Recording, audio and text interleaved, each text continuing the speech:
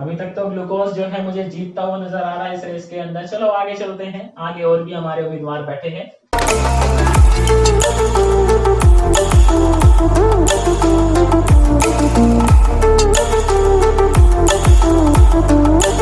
नमस्कार बच्चों, आप सभी का स्वागत है। मैं दिनेश शर्मा और आप देख रहे हैं इन्फिनिटी एजुकेशन। तो लास्ट क्लास में हमने समझा था कि वेंट होफ फैक्टर क्या होता है। याद है सबको कि नहीं याद? जिनको याद नहीं है वो पहले वो पुरानी वाली वीडियो देख के आए, वरना यहाँ बातें समझ नहीं आएंगी। क्या करना है आपको? वेंट होफ फैक्टर वाली वीडियो देखनी है, उसके बाद ये वीडियो देखनी है आपने क्वेश्चन वाली। तो क्वेश्चन रीड करते देखो, बड़ा ही प्यारा है। कहता है solution containing 34.2 gram of sugar in 100 gram of water will freeze at question mark. तो कहता है अपने पास एक सॉल्यूशन है, सॉल्यूशन के अंदर शुगर कितना प्रेजेंट है 34.2 ग्राम, और सॉल्वेंट कितना है अपने पास 100 ग्राम सॉल्वेंट है। तो कहता है उसका फ्रीजिंग पॉइंट बताओ। क्या बताओ बोलो? फ्रीजिंग पॉइंट बताओ। देखो चैलेंज कर रहा है क्वेश्चन हमें। हम ये बात जानते हैं कि वाटर के अंदर शुगर डालने से उसका फ्रीजिंग पॉइंट क्या हो जाएगा? डिप्रेस हो जाएगा। मैंने बताया था भाई, जब भी हम सॉल्वेंट में सॉल्यूट ऐड करते हैं फ्रीजिंग पॉइंट क्या हो जाता है? कम हो जाता है।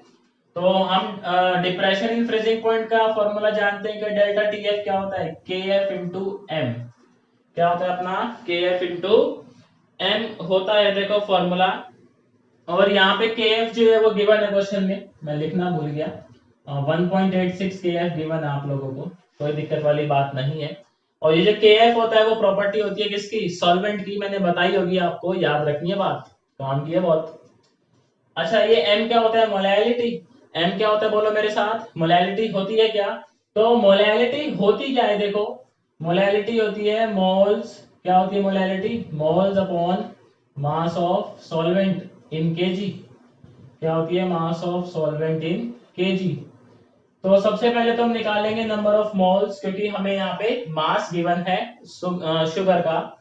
तो मोल्स कैसे निकाले जाते हैं बताओ मेरे को? बचपन में पढ़े थे क्या आपने? Given mass upon molar mass. शाबाश।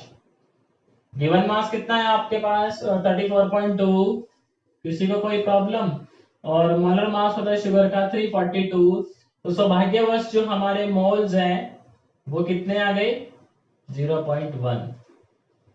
कितने आ गए मोल्स अपने? 0.1 आ गए। अब देखो मोलैलिटी निकालेंगे। छोटा एम। छोटा एम क्या है? Number of moles 0.1। Mass of solvent कितना है अपने पास? 100 ग्राम। लेकिन ये ग्राम में है तो ऊपर क्या कर दोगे बोलो? 1000 से मल्टीप्लाई। ये लो, भला हो तुम्हारा। आंसर क्या आ गया? मोलैलिटी 1 आ गई। मोलैलिटी क्या आ गई अपने पास? 1 आ गई। देखो लौट के बुद्धू घर को आए। तो अब पुट करते हैं वैल्यूज यहाँ पे। और डेल्टा टी एफ के एफ कितना है? 1.86। और मोलैलिटी कितनी है? ये 1। तो 1.86 आ गया अपना delta T F. Delta T F 1.86 का मतलब क्या है कि आपका फ्रीजिंग पॉइंट इतने से कम हो जाएगा। प्योर वाटर कितने पे फ्रीज होता है? 0 डिग्री पे फ्रीज होता है। क्या सबको मालूम है भाई? घर में जमाते ना बर्फ। तो प्योर वाटर होता है 0 पे, और उससे इतना कम कर दो। समझ रहे हो बात आप? और इसका मतलब क्या होता है डेल्टा टीएफ का? कि जितने पे प्योर सॉल्वेंट फ्रीज हो रहा है उसमें से ये कम कर दो तो सॉल्यूशन का फ्रीजिंग पॉइंट आ जाएगा। तो 0 में से मैं ये कम कर दूं तो यानी फ्रीजिंग पॉइंट कितना आ गया मेरा सॉल्यूशन का? -1.86 डिग्री सेल्सियस। बताओ ये क्वेश्चन सबको समझ आया क्या? बड़ा ही सिंपल सा सवाल था कि हमें शुगर का मास गिवन है, हमें वाटर का मास गिवन है, हमें केएफ गिवन है। पूछ क्या रहा है वो? अपने शरीफ पने से पूछ रहा है कि आप फ्रीजिंग पॉइंट बता दीजिए किसका? सॉल्यूशन का।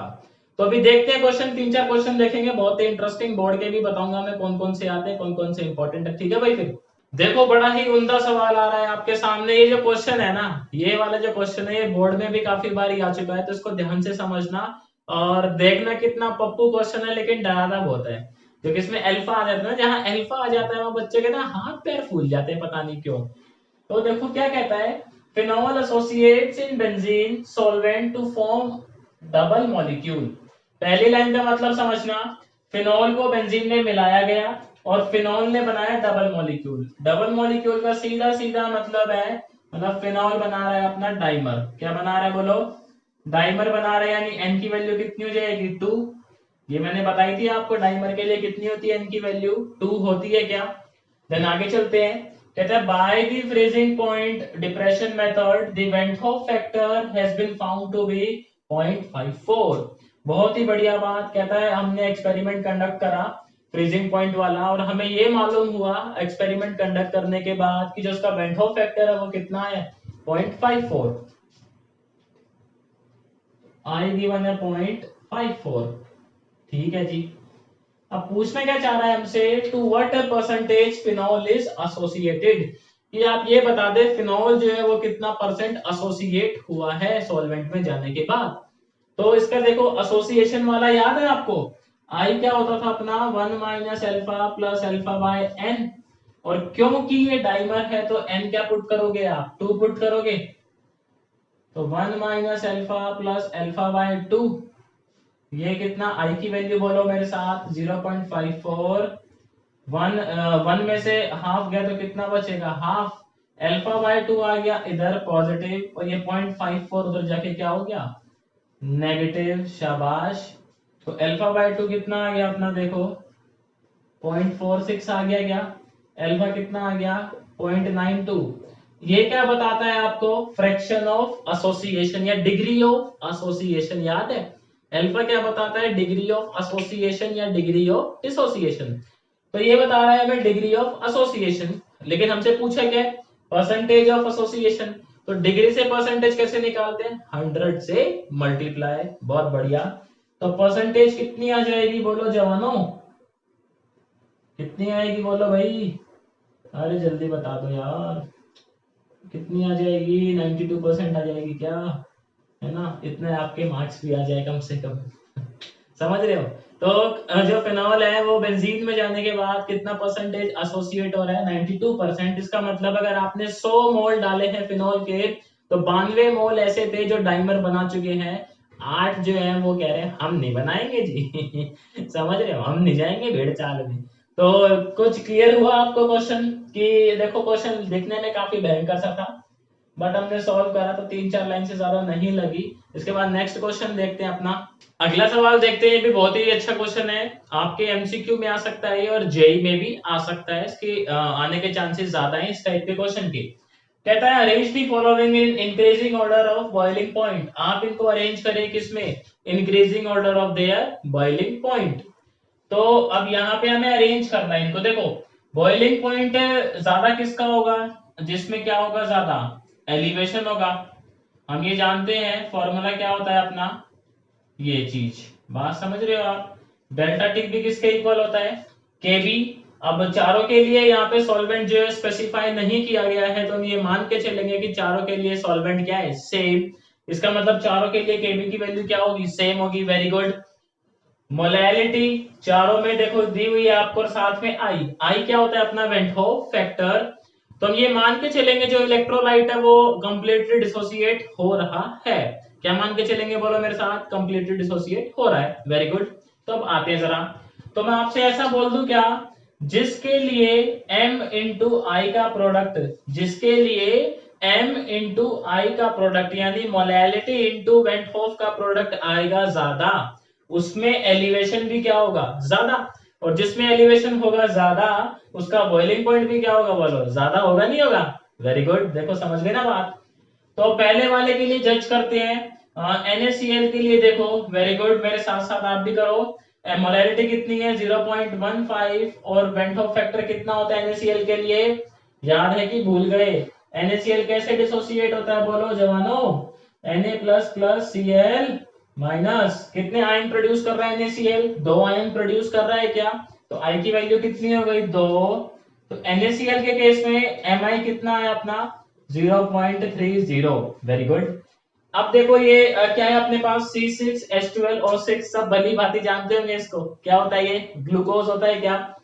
तो ग्लूकोज कैसा सोल्यूट है अपना नॉन इलेक्ट्रोलिटिक, कैसा है बोलो नॉन इलेक्ट्रोलिटिक। तो ग्लूकोज भाई साहब सॉल्यूशन में जाने के बाद ना ही डिसोसिएट होते हैं और ना ही एसोसिएट होते हैं, ये तो बहुत कमाल के भैया हैं।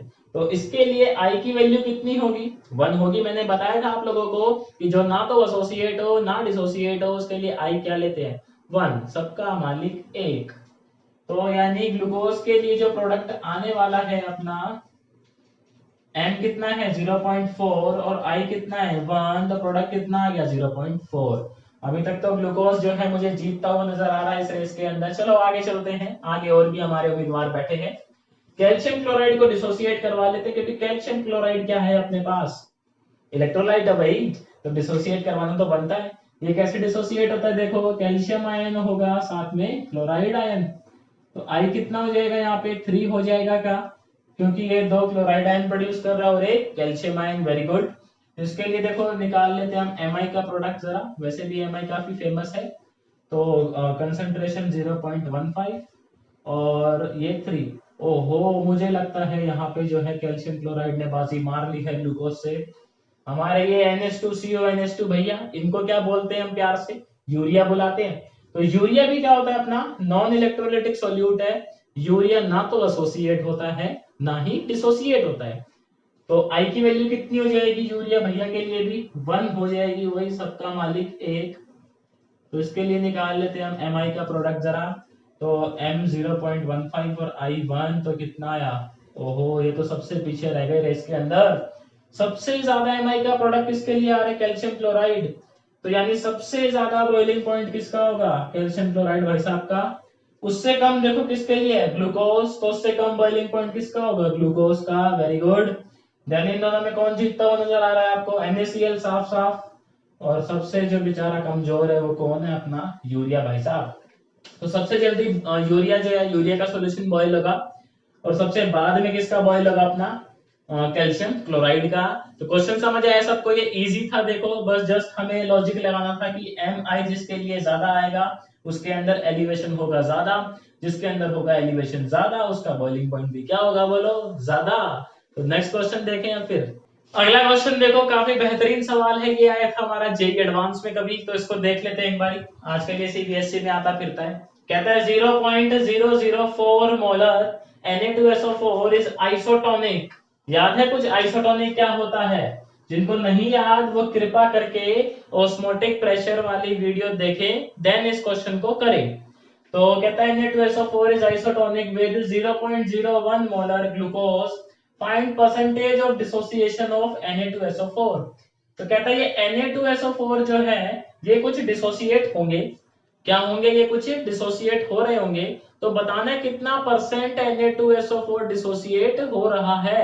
क्या बताना है बोलो, कि कितना परसेंट Na2SO4 डिसोसिएट हो रहा है। परसेंटेज निकालने के लिए मुझे जरूरत पड़ती है अल्फा की, और अल्फा आता है मेरा आई से, और आई कैसे आएगा, यहाँ पे जो डेटा दिया है उससे। आइसोटोनिक का मतलब क्या था, याद है आप लोगों को, वेरी गुड, देखो सबको याद है, शाबाश, कि ये इसका ऑस्मोटिक प्रेशर और इसका ऑस्मोटिक प्रेशर क्या होगा, सेम। Very good. तो पहले देखो ऑस्मोटिक प्रेशर लिखते हैं हम Na2SO4 के लिए, तो लिख दो क्या, पाई Na2SO4 है ना। आई की वैल्यू मुझे मालूम नहीं, कंसंट्रेशन कितनी है 0.04 और आर टी क्योंकि सेम है वो कैंसिल हो जाना है। देखो जिनको याद नहीं है फॉर्मूला लिख दू, ऑस्मोटिक प्रेशर का फॉर्मूला होता है CRT, और इलेक्ट्रोलाइट के केस में हम किससे मल्टीप्लाई कर देते हैं, आई से। अगर डिसोसिएट हो रहा है तो आई की वैल्यू 1 से बड़ी आनी चाहिए, एसोसिएट हो रहा है तो आई की वैल्यू 1 से छोटी आनी चाहिए। अगर वो ना तो एसोसिएट हो रहा है ना डिसोसिएट हो रहा है तो आई की वैल्यू क्या आती है, सबका मालिक 1। अब लिख देंगे पाई किसके लिए, हम ग्लूकोज भैया के भी लिख देंगे, उसमें क्या बिगाड़ा है अपना। तो ये क्या होगा अपना, सी कितना है इसका 0.01 और आर और टी सेम है। क्वेश्चन के मुताबिक इन दोनों की वैल्यू क्या है, सेम, तो इनको इक्वेट करवाएंगे। देखो आई, इसके मैं ये हटा दूं डेसिमल, मुझे क्या अच्छे नहीं लगते ऐसे, 1 2 3 इंटू में आर इंटू टी, यहाँ पे क्या है ये 1 2 नीचे आ जाएंगे 0 आर टी से आर टी कैंसिल आउट, देखो ये 1 गया, 10 कहाँ जाएगा ऊपर और 4 कहाँ आएगा नीचे। तो आई की वैल्यू कितनी आ गई, 2.5 आ गई। 1 से बड़ी आई है, पहला सिक्योरिटी चेक कि 1 से बड़ी आनी चाहिए, क्योंकि बात हो रही है किसकी, डिसोसिएशन की। अगर 1 से छोटी आती है, क्या कह रहा हूं मैं आपसे, अगर 1 से छोटी आती है तो आपका फिर सौभाग्य है कि आपने कोई पुराने पाप करे होंगे, तभी आपका ये 1 से कम आया है। समझ रहे, तो गलत है वो, उसको फिर देखें कहाँ मिस्टेक करी है आपने। अब आई आ चुका है, अब अल्फा की तरफ देखो मूव करेंगे हम, Na2SO4 को डिसोसिएट करवाएंगे प्यार से। Na2SO4 कैसे डिसोसिएट होता है, बोलो मेरे साथ सारे के सारे। 2Na plus, very good, SO4 2 minus. अब स्टार्टिंग में ये 1 मोल होता है, ये कितने होते हैं, शून्य शून्य। फिर ये क्या होता है 1 माइनस अल्फा, क्योंकि यहाँ पे 1 लिखा हुआ है, यहाँ 1 है, यहाँ कितना है 2, यहाँ से अल्फा जाएगा तो यहाँ कितना बनेगा 2 अल्फा, और यहाँ कितना बनेगा अल्फा बनेगा। बात समझ रहे हो कि नहीं समझ रहे, बताना मेरे को कमेंट में। तो आई क्या हो जाएगा मेरा 1 minus alpha plus 2 alpha plus alpha. Alpha से अल्फा कैंसिल आउट, आई की वैल्यू कितनी है 2.5, और ये जाएगा 1 प्लस 2 अल्फा। अब इसको जरा खोपचे में सॉल्व कर लेते हैं थोड़ा सा। देखो ये जो है 1 इधर आके क्या हो जाएगा subtract, 2.5 minus 1 is equal to 2 alpha. कितना हो जाएगा 1.5 divided by 2 is equal to alpha. Alpha कितना आ गया 0.75। अच्छा कभी सोल्व करो आप और मान लो आपकी अल्फा की वैल्यू आ जाए 1 से बड़ी, तो अगेन ये पुराने कर्मों की सजा मिलेगी आपको, समझ रहे हो। आप सोच लेना कि पुराने कहीं कर्म करे मैंने अच्छे वाले जिनकी सजा मिल रही है। अल्फा की वैल्यू भी हमेशा क्या होती है 1 से छोटी होती है, ये मैं एक्सप्लेन कर चुका हूं आपको ऑलरेडी। जिन्होंने नहीं देखी वीडियो वो कृपया जाके वीडियो देखे वेंटो फैक्टर वाली, आपको समझ आएगी बात। अल्फा आ गया 0.75, ये क्या है अपना डिग्री ऑफ डिसोसिएशन, लेकिन हमसे जनाब ने क्या पूछा है परसेंटेज, तो उसको 100 से क्या कर दोगे आप मल्टीप्लाई, तो कितना आ गया 75%। इसका मतलब जो अपना Na2SO4 है वो कितना डिसोसिएट हो रहा है 75%। इसका मतलब क्या हुआ 100 मोल में से 75 मोल ऐसे थे जो डिसोसिएट हो गए, और 25 मोल ऐसे हैं जो हम कहते हैं हम इस भीड़ के साथ नहीं जाएंगे। तो लॉजिक क्लियर हुआ आप लोगों को सबको, कमेंट में जरूर बताना मेरे को। अच्छा अभी मैं इतना ही करवा रहा हूँ, क्या वीडियो लेंथी हो जाएगा फिर उबासियां मारोगे बैठ के, उसका कोई फायदा है नहीं। तो मैं एक पार्ट और बनाऊंगा इसका जिसमें और न्यूमेरिकल कवर करेंगे हम, और वैरायटी कवर करेंगे। तो आज के लिए मेरी तरफ से इतना ही था। अगर आपको वीडियो तो खैर नहीं, अगर आपको ये न्यूमेरिकल समझ आए तो वीडियो को लाइक कर देना, चैनल को सब्सक्राइब जरूर करना जिन्होंने अभी तक नहीं करा है, बेल आइकन को दबाई तो बेचारे को क्यों छोड़ते हैं। तो आपसे मिलता हूँ फिर मैं नेक्स्ट वीडियो में नए टॉपिक के साथ।